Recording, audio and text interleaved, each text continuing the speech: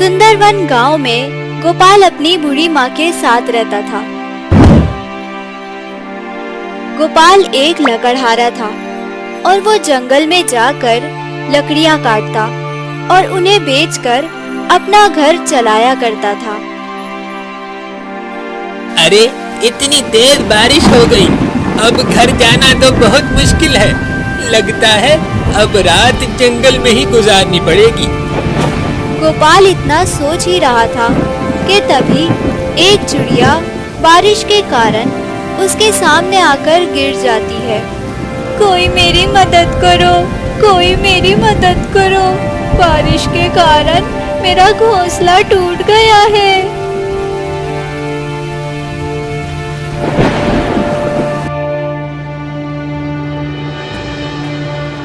गोपाल के पड़ोस में उसका दोस्त विजय रहता था, जो बहुत ही लालची स्वभाव का था। जब उसे पता चला कि मोहन 3 दिन से घर नहीं लौटा, तो ये बात सुनकर वो बहुत खुश हुआ। गोपाल 3 दिन से अपने घर वापस नहीं लौटा है। अगर जंगल में उसे कोई शेर या जंगली जानवर खा ले तो मेरा काम आसान हो जाएगा और उसका घर मैं हथिया लूंगा और उसकी बूढ़ी माँ को घर से धक्के देकर निकाल दूंगा। ये आप कैसी बातें कर रहे हैं? भला उन लोगों ने हमारा क्या बिगाड़ा है जो आप उन लोगों का बुरा सोच रहे हैं? अरे तुम तो चुप करो। 3 दिन से ज्यादा दिन हो गए हैं, मेरा बेटा अभी तक घर नहीं लौटा। मुझे विजय की मदद लेनी चाहिए। विजय बेटा, जरा बाहर तो आ। अरे माँ जी, क्या हुआ? आप इतनी परेशान क्यों लग रही हैं? बेटा, गोपाल तो 3 दिन से जंगल गया हुआ है। लकड़ियाँ काटने गया था, पर शायद बारिश के कारण जंगल में ही फंस गया है। तू जाकर उसको ढूंढकर वापस ले आ बेटा। माँ जी, आप चिंता मत करें, मैं गोपाल का सच्चा मित्र हूँ। मैं उसे वापस लेकर जरूर आऊंगा, जब तक आप मेरे घर पर रहें।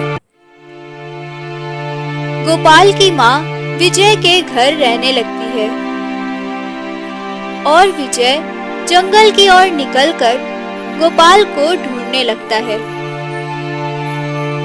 आज तो इस गोपाल को ढूंढकर जान से मार दूंगा और गांव जाकर कह दूंगा कि बारिश के कारण गोपाल मर गया। चिड़िया रानी, मैंने तेज बारिश में तुम्हारी मदद की थी, तो तुमने कहा था कि तुम भी मेरी मदद करोगी ताकि मेरी गरीबी दूर हो सके। मुझे याद है गोपाल, मैं तुम्हारी मदद जरूर करूंगी। फिर चिड़िया गोपाल को कुछ बताती है, जिसे सुनकर गोपाल बहुत ज्यादा खुश हो जाता है।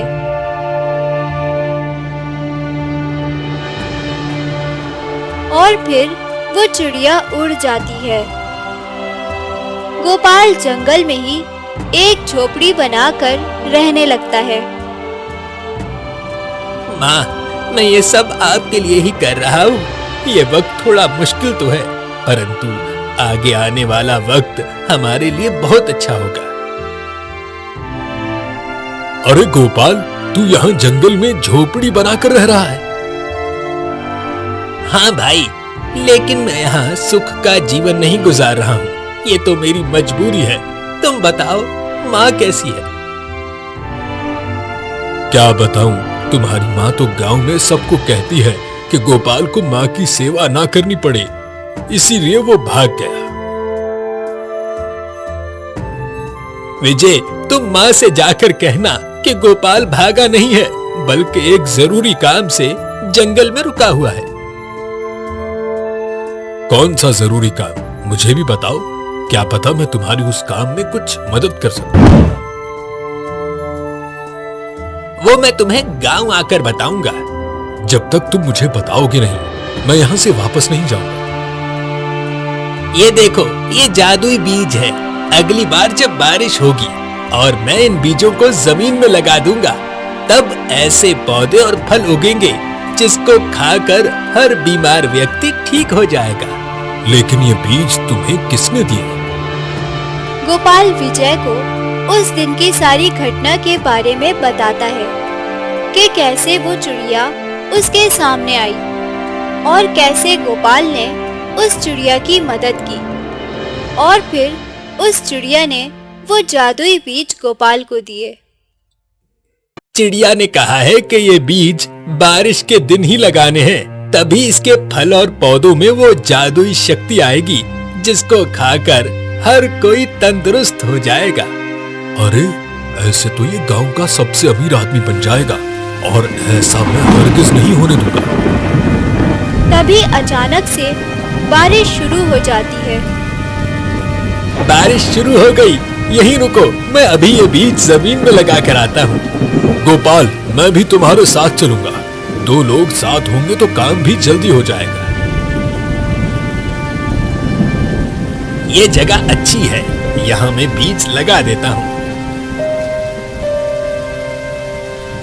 गोपाल ने इतना कहा ही था कि तभी विजय ने उसे धक्का देकर नदी में फेंक दिया।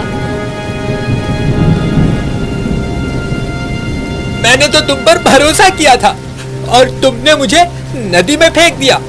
मैं तुझे अमीर होते हुए नहीं देख सकता। ये बीज अब मेरे हैं और अब मैं इस गांव का सबसे अमीर आदमी बनूंगा। गोपाल तेज बारिश में नदी के तूफान में बह जाता है और विजय वो बीज लेकर अपने घर की ओर जाने लगता है।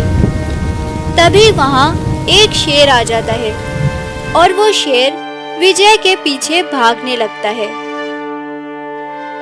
उसी राज्य के राजा विक्रम सिंह नदी के पास से गुजर रहे थे। हमें बहुत प्यास लगी है मंत्री जी, हमारे लिए थोड़ा पानी का इंतजाम करें। मंत्री जी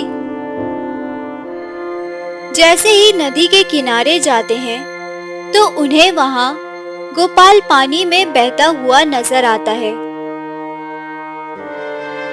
फिर मंत्री जी तुरंत सैनिकों की मदद से गोपाल को नदी से बाहर निकलवा लेते हैं।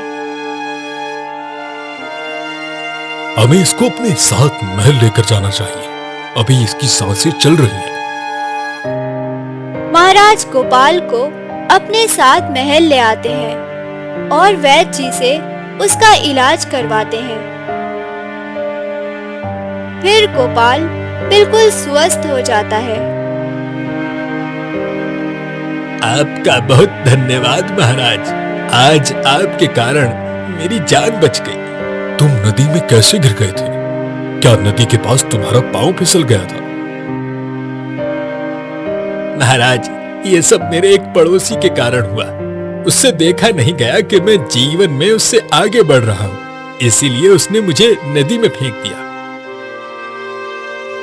तुम हमें बताओ कौन है वो, हम उसे अभी सजा देंगे। नहीं महाराज, अब मैं उसके सामने एक कामयाब इंसान बन के जाऊंगा, यही उसकी सबसे बड़ी सजा होगी। गोपाल को महाराजा विक्रम सिंह के बगीचे में माली का काम मिल जाता है।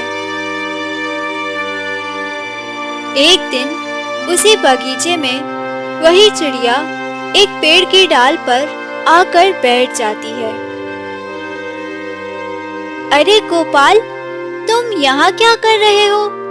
फिर गोपाल सारी बात उस चिड़िया को बताता है। अरे तो इसमें परेशान होने वाली कोई बात नहीं है गोपाल, मैं तुमको दूसरे बीज दे देती हूँ। चिड़िया गोपाल को वो बीज देकर वहां से उड़ जाती है।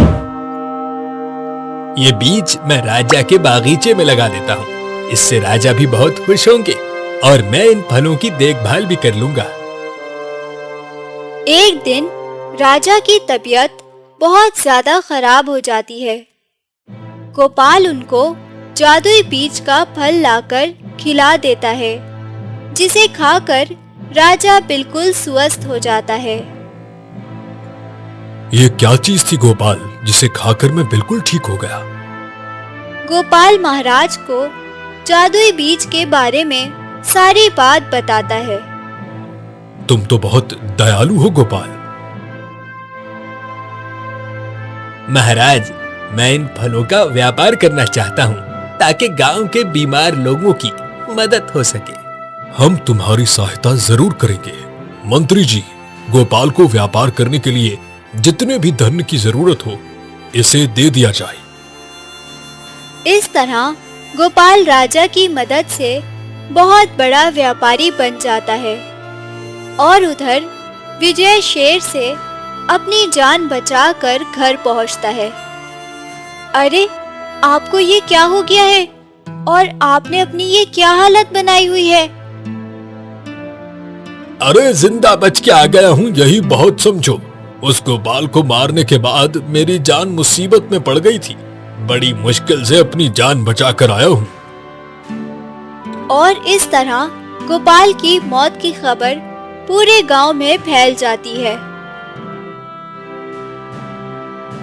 चल बुढ़िया, निकल इस घर से बाहर। आज से ये तेरा घर नहीं है। बेटा, मेरे साथ ऐसा मत करो। मैं इस उम्र में कहाँ जाऊंगी? अरे, कहीं भी जाके मर, लेकिन यहाँ से बाहर निकल। विजय गोपाल की माँ को धक्के देकर घर से निकाल देता है। गोपाल की माँ गांव के सरपंच के पास पहुंच जाती है और पंचायत में विजय की शिकायत लगाती है। सरपंच जी, ये बुढ़िया झूठी है। गोपाल ने जंगल में जाने से पहले मुझे अपने घर की जिम्मेदारी दी थी और कहा था कि मैं उसकी माँ का ख्याल रखूं। अब कैसा दौर आ गया है, एक तो मदद करो, ऊपर से बातें भी सुनो। मैंने तो भलाई की थी सरपंच जी, ताकि माँ जी को कोई परेशानी न हो। बात तो विजय की ठीक है। इस उम्र में आपका अकेले रहना ठीक नहीं है। गोपाल तो अब इस दुनिया में रहा नहीं, तो आपको विजय के साथ रहना चाहिए। वो भी तो आपकी देखभाल करेगा। तो आप अपना घर विजय के नाम कर दें। बदले में वो आपको अपने घर में रख रहा है और इस बुढ़ापे में आपका कोई तो ख्याल करने वाला होना चाहिए। अरे गोपाल, तुम जिंदा हो? ये विजय ने तो कहा कि तुम्हारी बारिश के कारण मौत हो गई थी। सरपंच जी, मैं एक बहुत बड़ा व्यापारी बन गया हूँ और जो काम इस विजय ने किया है वो तो कोई दुश्मन भी नहीं करता। फिर गोपाल विजय की सारी बात पंचायत में बताता है। गांव के सरपंच जी और पंचायत के लोग विजय को राजा के पास ले जाते हैं। सरपंच जी राजा को सारी बात बताते हैं। एक पड़ोसी होके तुमने अपने पड़ोसी के साथ ऐसा किया, अब तुम्हें सजा जरूर मिलेगी। अब तुम जीवन भर कारागार में बंद रहोगे। मुझे माफ कर दे महाराज, मुझसे गलती हो गई। इस गलती की कोई माफी नहीं है। तुमने मासूम गोपाल की जान लेने की कोशिश की है, अब तुम्हें सजा जरूर मिलेगी। माँ, अब तुमको डरने की बिल्कुल जरूरत नहीं है। ये बारिश हमारी कमजोरी नहीं, हमारी ताकत है। इस बारिश ने हमारा पूरा भाग्य बदल दिया है। अब तेरा बेटा एक बड़ा व्यापारी बन गया है और अब तो हमारी गरीबी भी खत्म हो गई है। अब से हमारे जीवन के अच्छे दिन शुरू हो गए हैं। अब मैं गांव के लोगों की मदद करूंगा और सबको पक्के घर बनवा के दूंगा।